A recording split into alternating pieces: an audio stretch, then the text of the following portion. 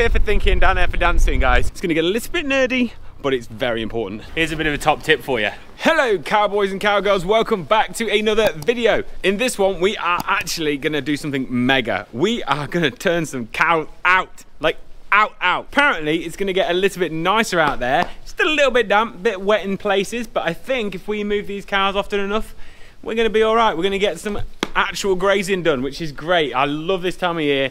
Love getting cows out, getting some young stock out and just starting to empty the sheds. It makes me feel like the summer is on the way. Before we can do that, however, we need to go and get the fence up down the lane because we've got to run the cows down there.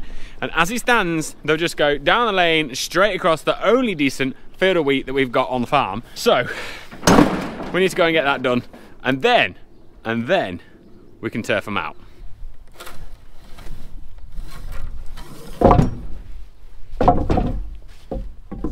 So the idea is that you might remember back in the winter I was moaning that this fence is, well, the posts are all pretty much rotted off. Dad wanted to keep the net in. I am dead against keeping the net in because we haven't got sheep and all it does is pull the post down and you use about 1 million posts for netting. You don't use anywhere near as many posts for electric fence. What we decided to do is we're just going to drive a few posts in and get this stood up so we can run some cows down here and they're not going to run all over that field. And then maybe next week, maybe in a week or two, we're going to take all this fence down and we're just going to put electric fence down here because all that happens is the grass grows up, pulls that wire down and it just snaps all your posts off, and these posts just don't last like they used to. So we're going to knock a few posts in now to get that stood up and then hopefully it'll be right for getting them cows down to where we want them for grazing.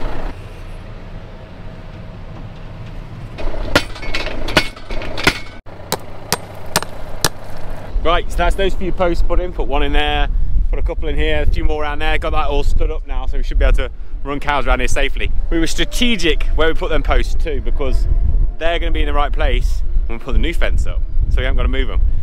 Always thinking, up here for thinking, down there for dancing, guys. Dad's just going to open the gates because we're going to run the heifers down here onto the Tudor field the other side. We've got the garage field here, which I think we're going to run cows and calves onto, maybe even this afternoon. There's a lot of grass in here too. My God, come look at this, come on.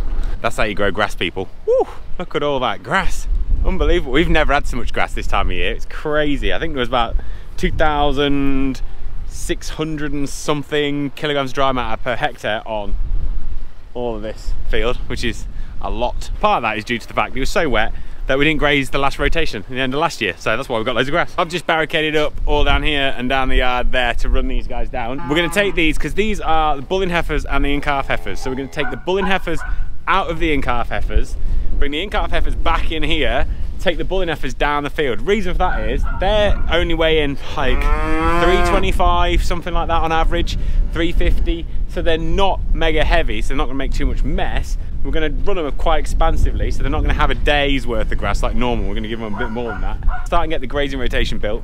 They shouldn't make any mess. We'll start and grow more grass because just take that little bit of a nibble out, and the grass is really good at the minute. We'll talk a bit more about that when we get down to the grass, but we'll first run these guys down, sort them out, and then get them down there.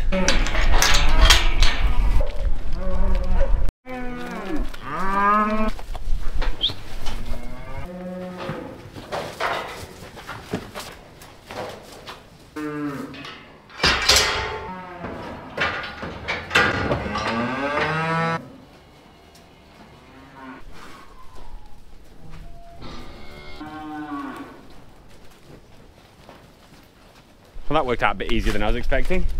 They pretty much separated themselves off, which is good. Take these guys back up the shed, and then they're ready to go up the field. You might have noticed as well, some of these heifers, that some of them look like they're about ready to blow, and some of them don't look like they're going to calf for a couple of weeks. I think the reason for that is, firstly, I'm not very good at AIing heifers, because I AI'd half of these, and then we put the others straight to the bull, the other half. I haven't had any AI calves from them. They're supposed to be notoriously hard heifers. Yeah, I can testify to that because I didn't get on very well, and I haven't had any calves from them. The ones that look like they're going to blow were all ones with the bull. So I probably either need some more practice or stick to AIing cows.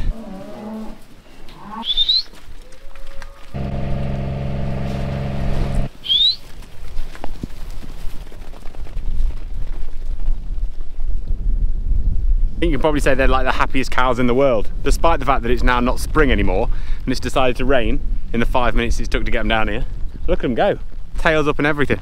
Right, so let's talk grass allocation to cows. It's gonna get a little bit nerdy, but it's very important. These things are bull-in heifers and then in-calf heifers that have calved, and we put them in one group separately from the cows because we need to manage them separately. They need preferential grazing because we're calving at 2.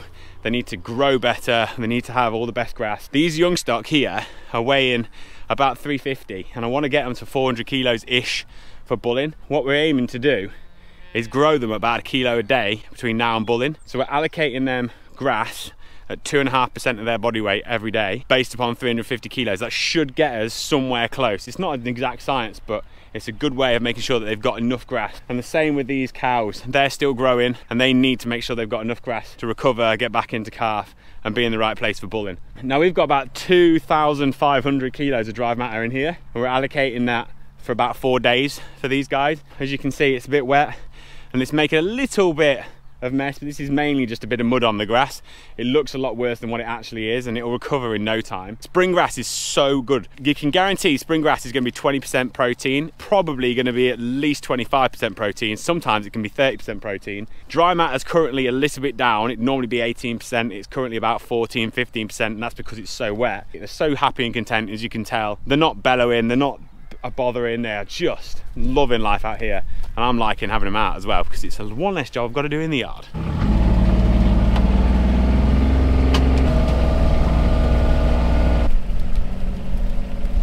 Okay, so let's talk about grass allocation to cows. I'm just out here plate metering at the minute, so I thought I'd explain exactly what we're doing here. So these cows currently weigh in about 550 kilos.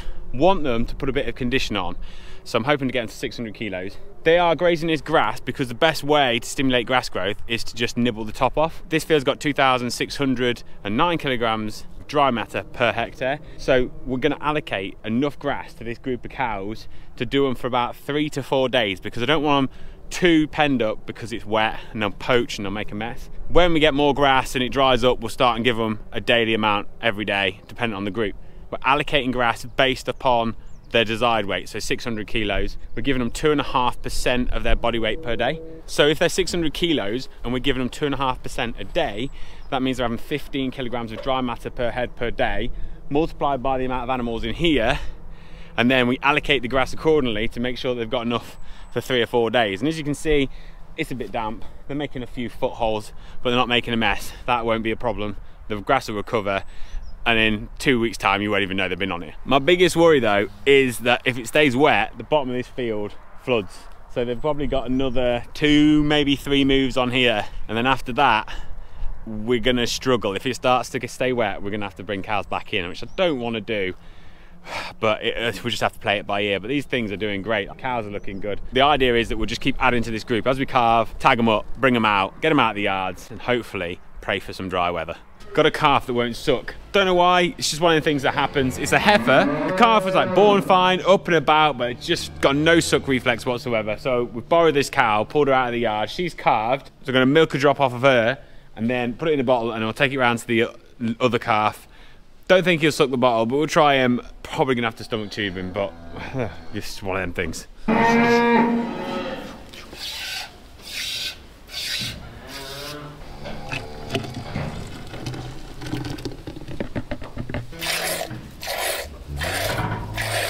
Check that out, you could drink that, couldn't you? My God. Oh, that's lovely. Straight from the cow. Look at that, cream, bit of froth. I don't like having to milk cows, like it's just a job we could do without, but it's necessary. If that calf's not gonna drink, we've got to give it something. We've milked the heifer that it's on, but she's not overdone for milk, but she's got a bit.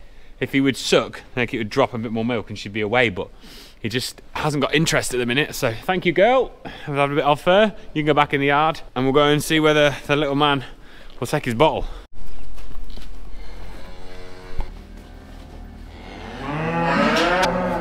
Put in there now, out the room. Right, come on then, mate. Let's give you a bit.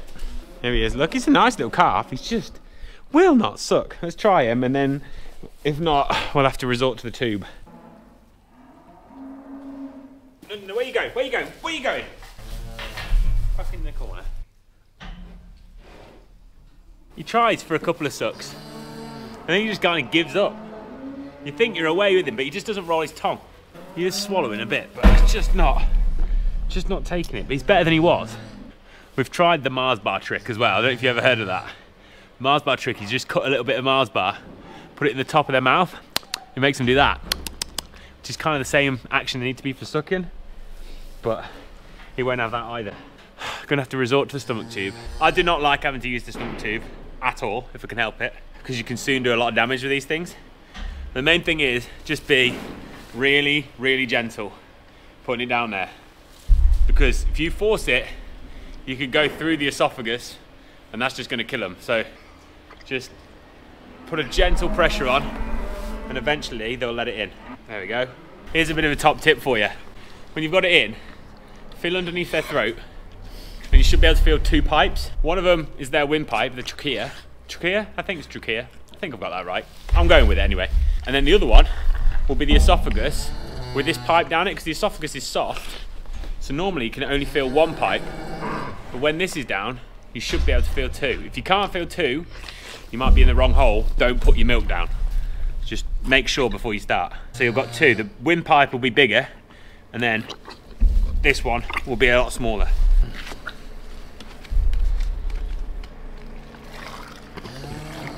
I know it seems kind of brutal to people who don't know what this is and know how to do this, but if we don't do this, the calf's gonna die, so it's important.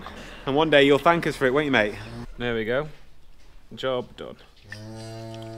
Hey, we got some good news and we got some bad news. Good news, calf is now up, sucked, and out. Bad news, Frances, you remember Frances? She was supposed to be having twins. Frances gave birth. She didn't have twins. She just had one. Up, sucked, that's also out. Brilliant. But look what did have twins. This one. This wasn't supposed to have twins. Don't know why, but it did. We couldn't keep body condition on it. Now we know why we couldn't keep any body condition on it. We were feeding her hard. I thought she got worms or fluke or something and we jabbed her, but obviously she was just having twins, so that's why she's there. Unfortunately, one is a male, one is a female, which means that the female is most likely a free martin. If you don't know what a free martin is, when you've got a male and a female and they're inside the cow, obviously they're sharing one whole like uterus. Somehow there's like a hormonal transfer between the bull and the female, and it makes the female infertile, which is a shame, but hey, they're alive, they're doing well, they're up, sucked, and she's doing a great job. She's only a heifer and she's doing a brilliant job. She's going to need a bit of TLC to get herself back right and back in calf. But it's good news. Things are hotting up too. We've got loads of calves on the ground now. It is getting busy. So I'm going to go and get some bits and pieces done. Look after yourselves. Have a good weekend and I'll see you in a bit. Ta-da!